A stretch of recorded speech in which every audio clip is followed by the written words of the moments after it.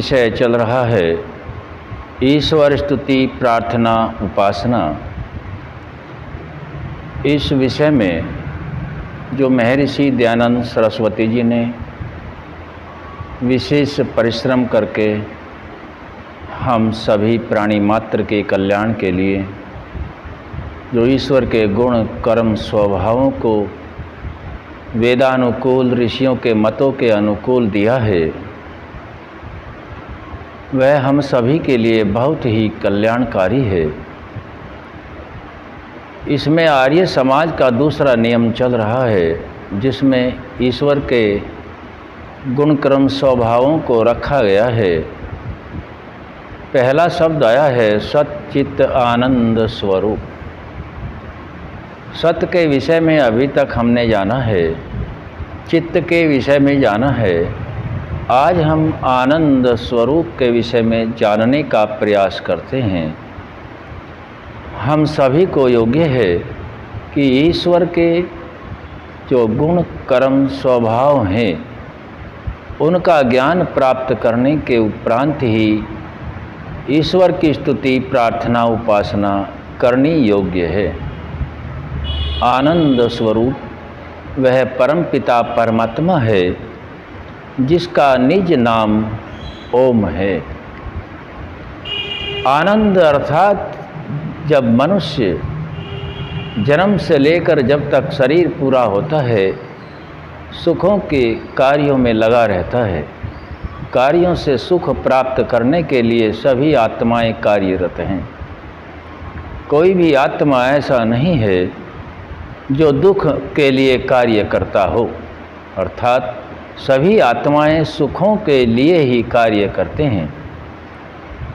अब जो विशेष सुख है वह है आनंद स्वरूप। भौतिक साधनों से हमें सुख मिलता है, जिन साधनों के लिए हम प्रयास करते हैं सुखों के लिए ही करते हैं। भौतिक साधनों से जो हमें सुख मिल रहा है वह एक बाह्य सुख होता है, जो शरीर के साथ जुड़ा हुआ है। जब तक यह शरीर है तभी तक वह सुख कार्य करता है। यहाँ हमें समझने का प्रयास करना है कि आनंद स्वरूप क्या है। सुख से बहुत ही उच्च श्रेणी में आता है आनंद। आनंद शब्द अंदर के सुख से जुड़ा हुआ है, जिसको हम आनंद के रूप में जानते हैं। अंदर अर्थात जो सूक्ष्म शरीर मन बुद्धि आदि सूक्ष्म रूप में होते हैं, उनसे इसका अनुभव किया जाता है और हम आनंद के लिए कार्य करते हैं। जबकि कहा गया है कि वह परमात्मा जिसका निज नाम ओम है, वह आनंद स्वरूप है। उस परमात्मा का तो स्वरूप ही आनंद से पूर्ण है। हम सभी सुख और सुख से आनंद, जो बाह्य सुख न होकर के आंतरिक सुख है, उसी सुख की तलाश में मानव का जो तन है, यह सबसे उत्तम तन है। इस मानव शरीर के अंदर परमपिता परमात्मा ने जिन साधनों को दिया है, वही साधन आनंद को प्राप्त करा सकते हैं। अन्य जितने भी शरीर हैं, किसी में भी मोक्ष सुख, विशेष सुख, आनंद अर्थात उस आनंद स्वरूप को प्राप्त करने के साधन पूर्ण नहीं है। अनेक शरीरों का भोग करते हुए हम सभी आत्माओं को यह परमात्मा की न्याय व्यवस्था के द्वारा उत्तम जो शरीर मानव का मिला है, इसमें जितने भी साधन उत्तम दिए गए हैं, उन्हीं साधनों के माध्यम से हम आनंद स्वरूप परमात्मा को प्राप्त हो सकते हैं और आनंद में बहुत लंबे काल तक रहा जा सकता है, क्योंकि वही परमात्मा केवल आनंद स्वरूप है। उसके अलावा कोई भी आनंद स्वरूप नहीं है।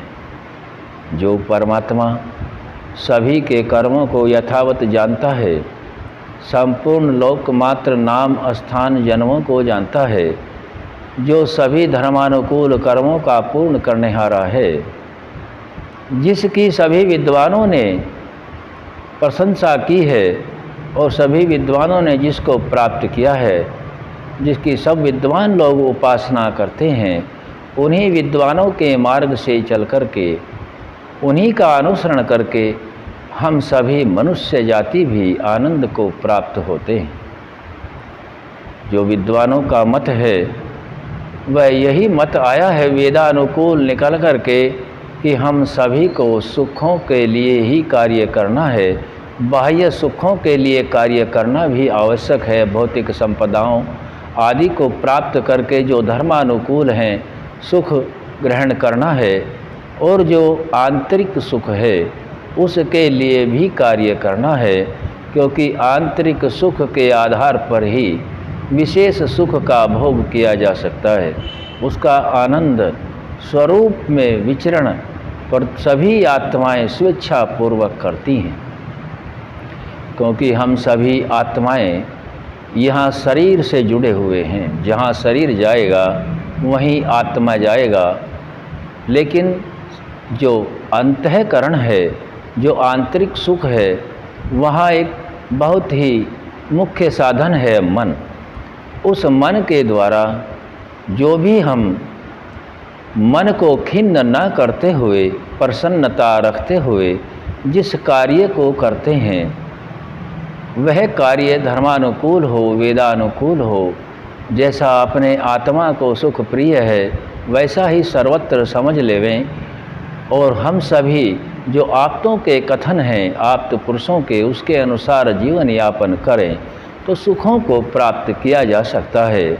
यहाँ इससे पहले सुखों को प्राप्त करने से पहले भी हमें ईश्वर के गुण कर्म स्वभावों की जानकारी होनी आवश्यक है, क्योंकि ज्ञान के बिना सुख का होना संभव नहीं है।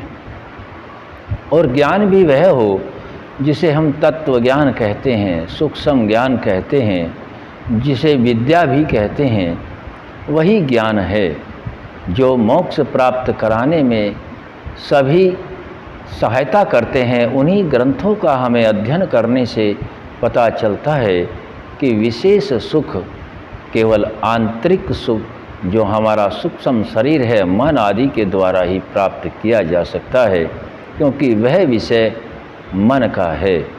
क्योंकि मन में कोई विचार आएगा तभी वह कार्य रूप लेगा।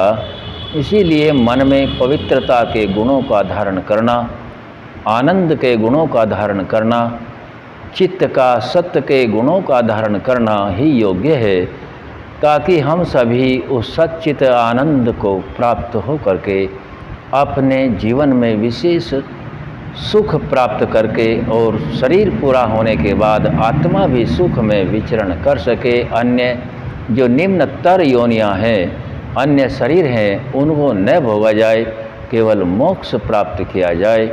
इसीलिए ईश्वर स्तुति, प्रार्थना और उपासना ज्ञान पूर्वक ही करना योग्य है। यह हम सभी जानते हैं कि यह ऋषियों का एक मत से एक ही सिद्धांत है कि ज्ञान के बिना कर्म अंधा होता है और कर्म के बिना ज्ञान लंगड़ा होता है। ज्ञान और कर्म दोनों ही साथ साथ चलते हैं, तभी उन्नति संभव होती है। आज हमने आनंद स्वरूप परमात्मा के विषय को जाना है। अंततः वही लक्ष्य है आनंद स्वरूप। उसको जितना जिस समय में कम समय में प्राप्त करें उतना ही योग्य है। संध्या में भी हम यही कहते हैं, सद्य सिद्धिर्भवेन्न। सुखों का शीघ्र प्राप्त होना विशेष सुख मोक्ष का नाम है। जो आनंद स्वरूप परमात्मा में विचरण करता है वही मोक्ष सुख है। ओम शम।